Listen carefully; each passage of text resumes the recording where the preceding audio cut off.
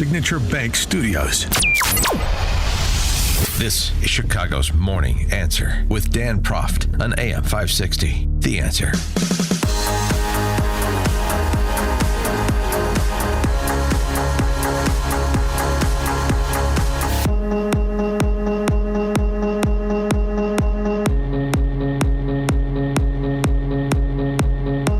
Top of the morning, Dan Proft here.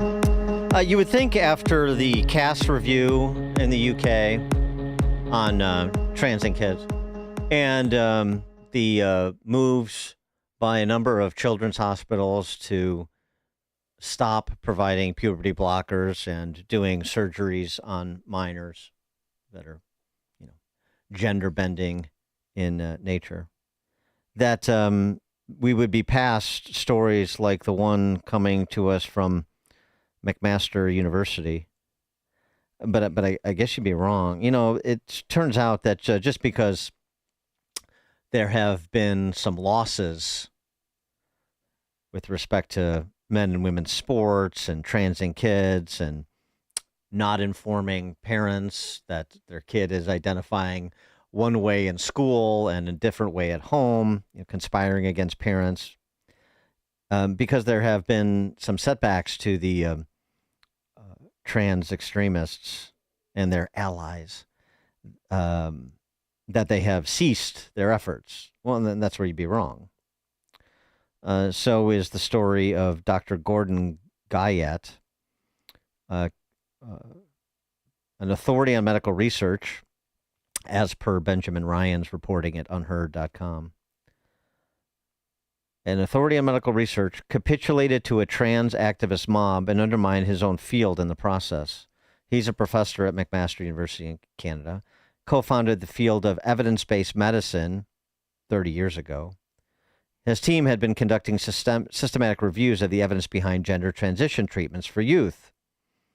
And like several other researchers before them, they found the idea that transing young people makes them happier and more well-adjusted, addresses their issues, I guess, for lack of a better description. Found the evidence weak and uncertain, not positive patient outcomes, and thus unleashed the mob. And what happened next? Well, for more on this, let's talk to Benjamin Ryan, New York City-based reporter. His writing has appeared in the New York Times, the Washington Post, the Atlantic, among other publications, unheard.com, which is where you can find this story, The Taming of a Gender Researcher. Benjamin Ryan, thanks for joining us. Appreciate it.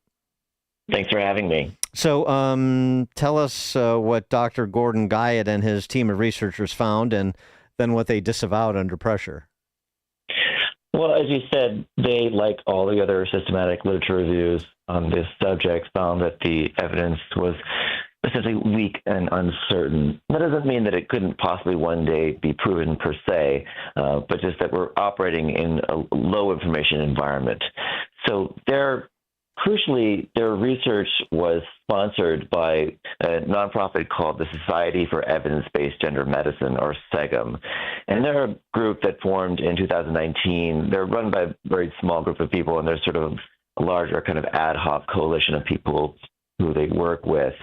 And so they had established a commission with Gordon Guyette's research team at McMaster University in 2021 to conduct 5 systematic literature reviews about youth gender medicine. And the first 3 of those papers came out earlier this year. There's one on puberty blockers, one on cross-sex hormones, and one on mastectomies. And they all basically found the same thing. So meanwhile, parallel to this, the Southern Poverty Law Center, the nonprofit United States liberal advocacy group, they issued a report in 2023 that was a very long typo-ridden report that essentially used a lot of guilt by association techniques to suggest that, among other groups, SEGM was a hate group. They were trafficking with conservative anti-LGBTQ organizations, et cetera. And so the following year, 2024, SPLC officially designated SEGM a hate group. One of the ways that they tried to insinuate, at least, that SEGM was trafficking with conservative anti-LGBTQ organizations is to say that they received money from certain funds, financial funds, that also channeled money to these other groups that were, the bad people.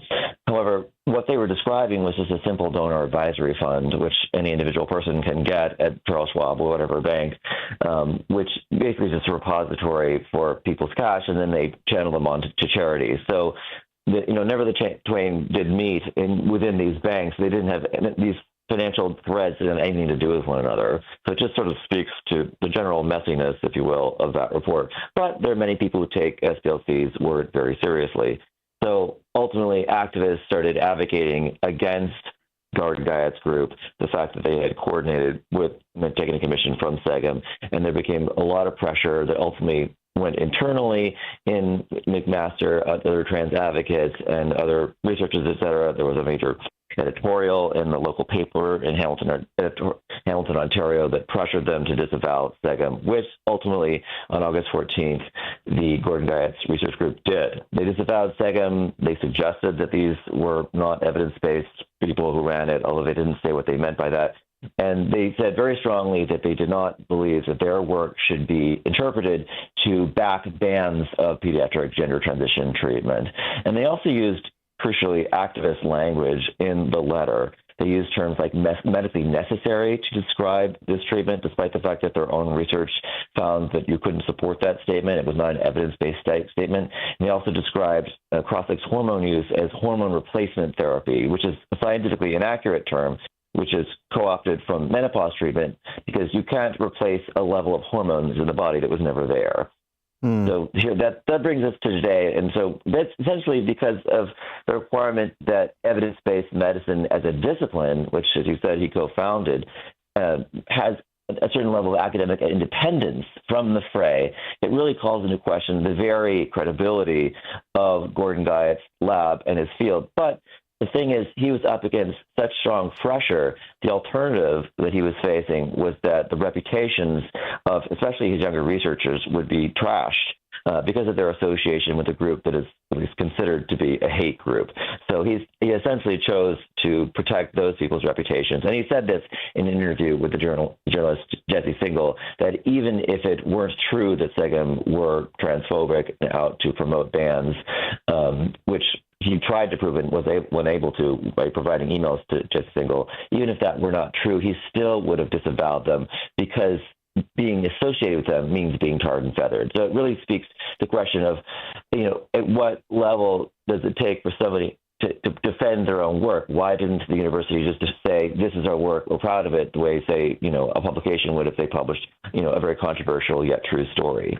So the university didn't back his play, so he felt like he and his research team were on an island and they're getting pilloried by SPLC and going after their funding sources, of course, which is what they want. And SPLC, as anybody who knows them, anybody who disagrees with them is a hate group, individually or collectively, and that's just their game. And then they unleash the barbarian hordes to harass people into submission, and it works. It's just it's remarkable because it's so obvious what they do, and it's so obviously scurrilous.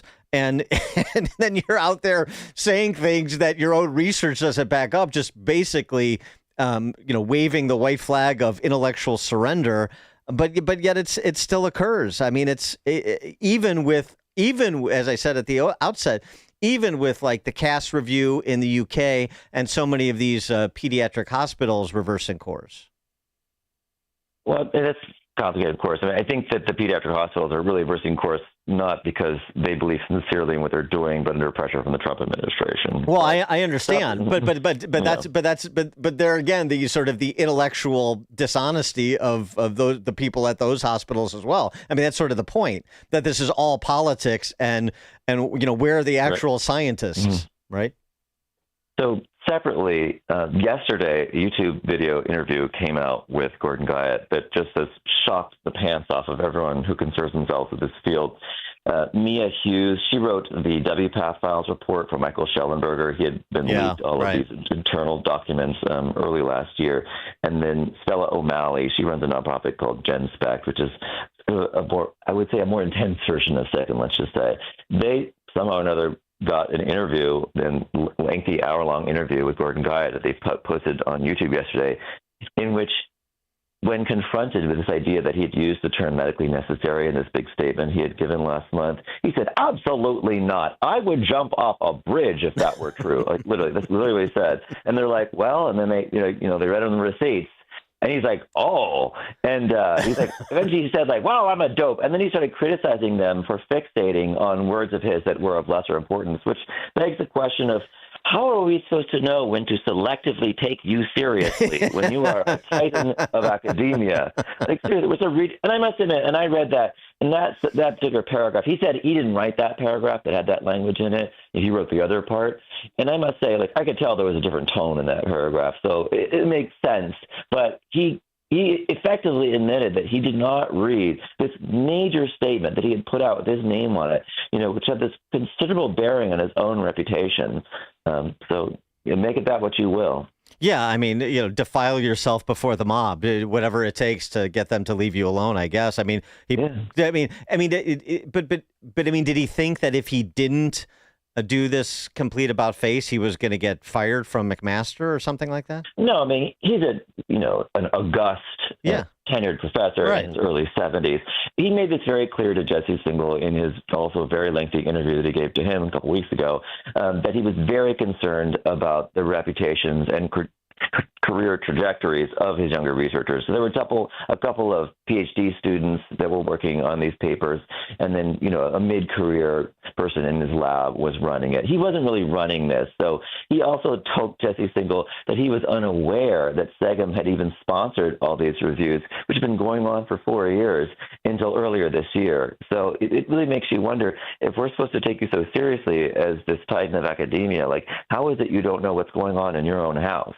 Well, and it's and you note in your piece too that others who have been similarly situated to Guyatt have chosen a different course. Not many, but they know exactly what he's doing too, like Michael Bailey at Northwestern.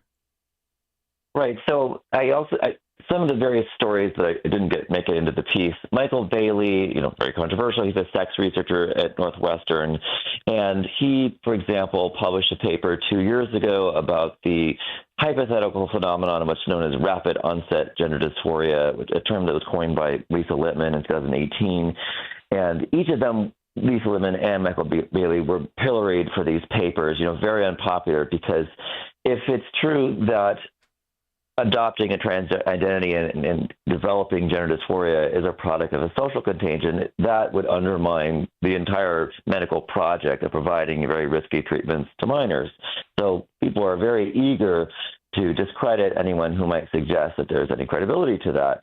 So both these papers were pilloried. Ultimately, Lisa Littman's paper was withdrawn and then republished with some sort of a clarification, although a lot of people will still falsely claim that it was retracted, whereas Michael Bailey's was retracted under what he said was kind of a goalpost-moving series of pretexts that ultimately, when each successive one was disproved, this group that was advocating against him finally landed upon the last one. And he just republished it somewhat elsewhere, but he and Lisa Littman and Dr. Ken Zucker, who's a psychologist from Canada, are all developing this long-term study of following young people that could ultimately give credence to this theory. Ken Zucker had a clinic. He was basically his own titan of pediatric gender medicine, kind of in the old era before the affirming era that we're in now. And he was running this clinic in Canada, in Toronto. And similar to what happened with Guyatt, this mob of activists came and started levying all of these false accusations against him that he was running a conversion therapy clinic, and he was fired. But ultimately, he sued the clinic for making false accusations about him and got an enormous settlement. But it's still sort of claimed that they won, essentially. So in each of these cases, what happens is activists will brandish a scalp afterwards as a warning to others of what could happen if they don't toe the party line. Right, and the whole point is they are trying to subvert scientific inquiry. I mean, that's the thing they don't want. It's sort of similar to this story out of the Pacific Northwest. This Boise State senior dude who wanted to run the girls cross country team at Boise State. He got a favorable ruling in the Ninth Circuit, but he was going to go to the Supreme Court, and he withdrew from the case, and he asked the Ninth Circuit. Yeah, that happened this week. Yeah, and they asked the Ninth Circuit Court of Appeals to rescind their decision because they knew they were going to lose at the Supreme Court level, and him and the ACLU didn't want to set that precedent, so they walked away from it. But I mean, they don't want things to go to any sort of finality, any sort of enlightenment. They're opposed to those things because of the danger they present. Yeah, I might not be as savvy about that case as you are, but from what I understand, the ostensible reason was this young collegiate athlete did not want the social pressure of having the spotlight on them. Whereas there's still another complaint in that case that comes out of West Virginia. So the case has not died.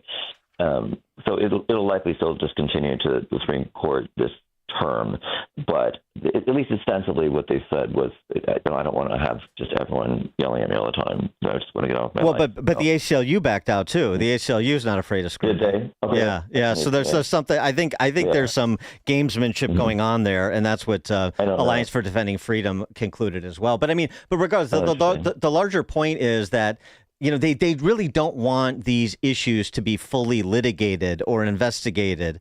They want to essentially people just to genuflect before a political position they've taken. Well, what's interesting is that there was so much innuendo tossed around about Guyot's lab that they were trafficking with a pseudoscience organization. But despite the fact there was one paper that was critical, at least, of the mastectomy paper out of the Guyot lab, no one has really tried to insinuate that the Guyot lab actually put out bad research or pointed to anything that was like so egregious that it would have to be retracted. And meanwhile, the Guyot lab, after Gordon Guyot said that he put out a statement that he didn't read, meanwhile, he and his co-authors from McMaster are trying to take their names off of the remaining two papers that they haven't published that were commissioned by SEGM.